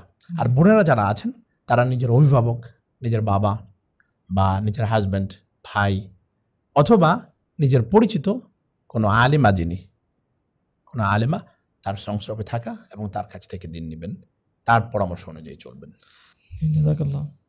আমি একটা ব্যক্তিগত প্রশ্ন করি, সেটা হলো যে দীর্ঘ সময় তো আপনি ইলমের সাথে আছেন, এখনও জ্ঞান গবেষণার সাথে আছেন, তো জীবনের বিভিন্ন ক্ষেত্রে বিভিন্ন পরিস্থিতির সম্মুখীন হয়েছেন। তো একজন মুমিন হিসাবে, মুসলিম হিসাবে আমাদেরকে তো কোরআনের দিকেই ফিরে আসতে হবে, হাদিসের দিকেই ফিরে আসতে হবে। যদি স্পেশালি কোরআনের কথা বলি, তাহলে কোরআনের এমন স্পেশাল কোনো আয়াত আছে কিনা, বা আপনার কোনো মানে কিছু আয়াত আছে কিনা যে আয়াতগুলো আপনি বিভিন্ন অবস্থায় পড়েন, আপনার কাছে খুব ভালো লাগে আয়াতগুলো? হ্যাঁ, আছে কিছু। আসলে এমন আয়াত তো কোরআনে অনেক আছে, এবং কোরআন তো সকল মণিমুক্তর ভাণ্ডার। এখান থেকে একটা আয়াতকে নেয় আর একটা আয়াতকে ছেড়ে দেওয়া খুব কঠিন। কিন্তু আমি যদি তারপরেও কয়েকটা আয়াতের কথা বলি যেগুলো সচরাচর সবসময় মনে পড়ে এবং যেগুলো আমার জীবন পথের পাথেয় হিসেবেই সবসময় থাকে, সামনে থাকে। নিজেকে যখন অসহায় লাগে, জি জি, তখন আল্লাহ তাআলার কিছু বাণী, কিছু দিক নির্দেশনা আলো হিসেবে কাজ করে। যেমন আল্লাহ তাআলা বলেছেন, ওয়ালা সাউফা ইউতিকা রাব্বুকা ফাতারদা। অতি শীঘ্রই আল্লাহ তাআলা আপনাকে এমন কিছু দিয়ে দিবেন যাতে আপনি সন্তুষ্ট হয়ে যাবেন। একই সূরা আল্লাহ তাআলা আরও বলেছেন, ওয়ালাল আখিরাতু খায়রুল লাকা মিনাল উলা, যে আপনার শেষটা শুরুর থেকে ভালো হবে। তো যখনই নিজের কাছে খারাপ লাগে বা কোনো একটা অসুবিধায় পড়ে যাই, সমস্যায় পড়ে যাই, তো তখন আল্লাহর উপরে ভরসা রাখা যে শেষটা অবশ্যই ভালো হবে ইনশাআল্লাহ, এবং এই অন্ধকার এটা কেটে যাবে, এই সমস্যা দূরীভূত হয়ে যাবে। আর এই জায়গাটা থেকে উতরে ওঠার জন্য আরও একটা আয়াত বা আরও দুটো আয়াত খুব বেশি মনে পড়ে। সেটা হচ্ছে ওয়াল্লাইসা লিল ইনসানি ইল্লা মা সাআ ওয়া আন্না সাইয়াহু সাওফা ইয়ারা, যে মানুষের জন্য আসলে আল্লাহ তাআলা স্বাভাবিকভাবে মানুষের সাধ্যের বাইরে কোনো কিছু রাখেননি। মানুষ যখন চেষ্টা করে এবং চেষ্টার নতিজা, চেষ্টার ফলাফল সে অবশ্যই দেখতে পাবে, এটা আল্লাহ তাআলার গ্যারান্টি। সুতরাং হতাশ হওয়ার আসলে সুযোগ নেই। আল্লাহ তাআলার উপর ভরসা রেখে যদি চেষ্টা করে যায়, তাহলে ফলাফল এবং নতিজা ভালো হবেই হবে ইনশাআল্লাহ তাআলা। ইনশাআল্লাহ। মোহতারাম, আপনি যেহেতু সৌদি আরবে আছেন, সৌদি আরবের পরিবেশ পরিস্থিতিও দেখেছেন, বাংলাদেশের পরিবেশ পরিস্থিতিও দেখেছেন, আকীদা, মাযহাব ইত্যাদি নিয়ে আপনি কাজ করেছেন, অনলাইনে অফলাইনে। আমাদের বর্তমান যে ইউথ প্রজন্ম আছে তাদের সাথে খুব ঘনিষ্ঠভাবে মিশেছেন। তো আপনার জীবন ঘনিষ্ঠ এমন কিছু অভিজ্ঞতা যদি ইউথদের উদ্দেশ্যে শেয়ার করতেন। আমি দুটো বিষয় শেয়ার করতে চাই। একটা বিষয় হচ্ছে যে পড়াশোনার ক্ষেত্রে বা মোটিভেশনাল বলা চলে, সেটা হচ্ছে আমি কিন্তু খুব বেশি মেধাবী নই, এটা একান্তই ব্যক্তিগত বিষয়। কিন্তু যেহেতু কথা প্রসঙ্গে এসছে, অনেক জিনিস আমি মনে রাখতে পারি না, খুব দ্রুত ভুলে যাই। এরপর এমনকি স্টুডেন্ট লাইফেও এখনও তো আমি ছাত্র অবস্থাতেই আছি, কিন্তু এমন না যে যেখানে আমি গিয়েছি সবার চেয়ে ভালো ছাত্র, সব থেকে বেশি মেধাবী, এরকম কখনোই ছিলাম না। কিন্তু একটি বিষয় আমি সবসময় করার চেষ্টা করেছি, সেটা হচ্ছে সাধনা, পরিশ্রম। এই জায়গাটাতে আমি কখনো কম্প্রোমাইজ করিনি, এখনও করছি না। এখনও দিনের বেশিরভাগ সময় আমি পড়াশোনা এবং অধ্যয়ন, বই, পুস্তক, কম্পিউটারের সামনেই থাকতে হয়। কারণ আমার কাছে কখনো মনে হয়নি যে আমার এলেম অর্জন শেষ, আমি অনেক কিছু হয়ে গিয়েছি এবং যতটুকু আমি করছি বা যতটুকু সময় দিচ্ছি অনেক, কখনোই মনে হয়নি। প্রতিনিয়ত আমার মনে হয় যে আমি দিনে দিনে যত শিখছি, আমার যেন না শেখার পরিমাণ, না জানার পরিমাণ ততই বৃদ্ধি পাচ্ছে প্রতিনিয়ত, প্রতিদিন। বরং আমার আফসোস লাগে যে আজকের দিনটা আমি সবচেয়ে কম সময় পড়তে পেরেছি, আজকের দিনটা আমার পড়াশোনা কম হয়েছে বা এদিকে কম সময় দিতে পেরেছি। তো এই জন্য আমি বলবো, বিশেষ করে আমাদের অসংখ্য ভাই এবং বোনেরা আছেন যারা নিজেদের মেধাকে দোষ দেন, যারা বলেন যে বা হতাশায় ভোগেন যে আসলে আমার দ্বারা তো কিছু হবে না বা আমি কিছু পারবো না। আমি তাদের উদ্দেশ্যে বলবো যে আসলে আল্লাহ তাআলা প্রত্যেককেই একটা না একটা প্রতিভা দিয়ে দিয়েছেন। প্রত্যেকের ভিতরে একটা না একটা সুপ্ত শক্তি থাকে, আপনি সেটাকে আবিষ্কার করেন। আপনি ঠিক কোন জায়গাটা ভালো পারেন, ওটার উপর ফোকাস করেন, ওটাকে নিজের লক্ষ্যস্থল বানান এবং ওটার জন্য শ্রম এবং সাধনা করতে থাকেন। এটা কোনো সময়ের সঙ্গে সম্পৃক্ত না, আজীবন করে যেতে হবে। এটা যে করতে পারবে সে জীবনে সফল হবেই হবে ইনশাআল্লাহ। আরেকটি অভিজ্ঞতা আমি বলবো, সেটা হচ্ছে মুসলিম উম্মাহকে ধারণ করতে পারার মতো মানসিকতা তৈরি করা। আমি আলহামদুলিল্লাহ দেশে যখন পড়াশোনা করেছি, একটি বিশেষ ধারায় পড়াশোনা করেছি, হানাফি উলামা ইকরামের কাছে এবং দারুল উলুম দেওবন্দ কওমি মাদ্রাসায় পড়াশোনা করেছি। এরপর যখন সৌদিতে গিয়েছি, সেখানে সালাফি উলামা ইকরামের কাছে পড়াশোনা করেছি, এখনও করছি। এবং ওখানে যাওয়ার পরে আমি দেখেছি যে পৃথিবীর বিভিন্ন দেশের ছাত্ররা পড়ছে, আমার সহপাঠী বা সিনিয়র জুনিয়ররা যারা আছেন, বিভিন্ন দেশের ছাত্র, বিভিন্ন ভাষার ছাত্র, বিভিন্ন চিন্তা চেতনার ছাত্র। তো আপনি যখন দেশে থাকবেন, আপনি একটা নির্দিষ্ট ঘরানা দেখে বড় হবেন এবং সেটা কি আপনার সব কিছু মনে হবে। কিন্তু আপনি যখন অন্য কোথাও যাবেন, আপনি নানান জাতির, নানান বর্ণের, নানান ভাষার, নানান চিন্তা চেতনার মানুষ দেখবেন, তখন আপনাকে ক্ষুদ্র মনে হবে। যেমন আমরা বলি যে একটা নদীর বা পুকুরের মাছকে যদি সমুদ্রে ছেড়ে দেওয়া হয়, তখন তাকে নিজেকে কত অসহায় মনে হবে এবং সে ভাববে বা বুঝতে পারবে যে দুনিয়াটা কত বড়। ঠিক একইভাবে আমি যখন ওখানে গিয়েছি, বিভিন্ন ধারার মানুষের কাছে গিয়েছি, মিশেছি এবং একসাথে থেকেছি, একই রুমে থেকেছি, তখন আমার কাছে মনে হয়েছে যে ইসলামের বিস্তৃত রূপটা, মুসলিম উম্মাহর যে বৈচিত্র্য, এটা নিজের চোখে দেখতে পেয়েছি এবং আজও পাচ্ছি। তো এটা আমার চোখ বিস্তৃত হতে, দৃষ্টিশক্তি বিস্তৃত হতে, হৃদয় উন্মুক্ত এবং বিস্তৃত হতে, উদার হতে সহায়তা করেছে। আমি বুঝতে পেরেছি যে আমি যা বলি বা আমি যা ভাবি এটাই শেষ না, আরও কিছু আছে, আরও একজন অন্যভাবে ভাবে, আর একজন অন্যভাবে চিন্তা করে। তো যে কারণে এই জায়গাটাতে আমি বলবো যে আমরা প্রত্যেকেই জন্মসূত্রে বা পড়ালেখার সূত্রে যে কোনো একটা গোষ্ঠী, একটা ধারা, একটা চিন্তার সঙ্গে আবদ্ধ।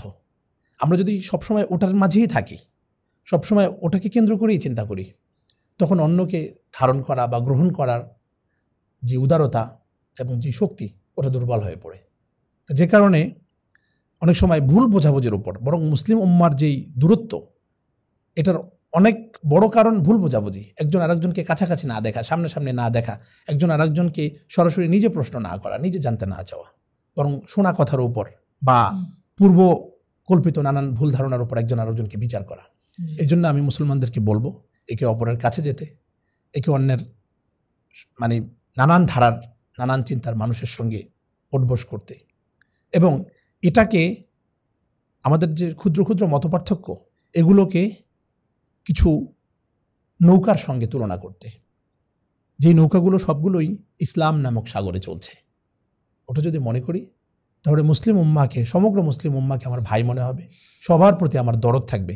তাদের ভুলগুলোকে আমি শুদ্ধ বলতে হবে না, কিন্তু কমপক্ষে ভুলটা দরদের সঙ্গে বোঝার সুযোগ লাভ হবে। আমরা উম্মাহকে ধারণ করতে পারবো, পুরো উম্মাহকে ধারণ করতে পারবো। পুরো উম্মার সব চিন্তাকে ধারণ করার দরকার নেই। এটা আমি আবারও বলছি যে সবার সঙ্গে থাকা মানে সবার সব কিছু গ্রহণ করা না। আমরা একই পরিবারে থাকি, একই পরিবারে আমাদের সবার চিন্তা কি একরকম? কিন্তু আমরা কি তাতে ঘর থেকে বের হয়ে যাই সবাই? না, ওগুলো নিয়েই থাকি। তো পুরো উম্মাকে ধারণ করার অর্থ সবার সব চিন্তা ধারণ করা না, কিন্তু একজন আরেকজনের প্রতি শ্রদ্ধাশীল হওয়া, একজন আরেকজনের ভুলটা দরদের সঙ্গে শোধরানো। জাযাকাল্লাহ আহসানাল জাযা। আলহামদুলিল্লাহ, আমরা আমাদের পডকাস্টের একবারে শেষে চলে এসেছি। তো পুরো পডকাস্টেই আমরা বিভিন্ন বিষয়ে কথা বলেছি, যে বিষয়গুলো আমাদের মধ্যে, মুসলিমদের মধ্যে বিভক্তি তৈরি করছে। এই ভুলগুলো আমরা চাইলে খুব দরদের সাথে অপর ভাইকে ধরিয়ে দিতে পারতাম, বা নিছক এই ভুলগুলোর কারণে আমরা সবাইকে আহলে সুন্নাহ ওয়াল জামাআহ বা ইসলাম থেকে বের করে দেওয়ার সেই শক্তিও রাখি না, কিন্তু আমরা এই তুচ্ছ ভুলের কারণে আজকে আমরা নিজেরাই বিভক্ত হয়ে আছি। তো যারা এই পডকাস্টটি শুনেছেন, দায়ী, সাধারণ মুসলিম, যে সকল ভাই বোনেরা আছেন যারা নতুন দিনই ফিরেছেন, এবং যে সকল সম্মানিত আলেম এই পডকাস্টটি শুনেছেন, আশা করি আমাদের সবার জন্য এই পডকাস্টে অনেক রাহনুমাই আছে। তো আল্লাহ তাআলা আমাদেরকে একত্র করে দিন, আমাদের মধ্যে যে বিভেদগুলো আছে সেই বিভেদগুলো দূর করে দিন, এবং আমরা যেন সবাই ভাই ভাই হয়ে উম্মাহের অংশ হয়ে থাকতে পারি, সেই তৌফিক দিন। আমিন। আসসালামু আলাইকুম ওয়া রাহমাতুল্লাহি ওয়া বারাকাতুহু।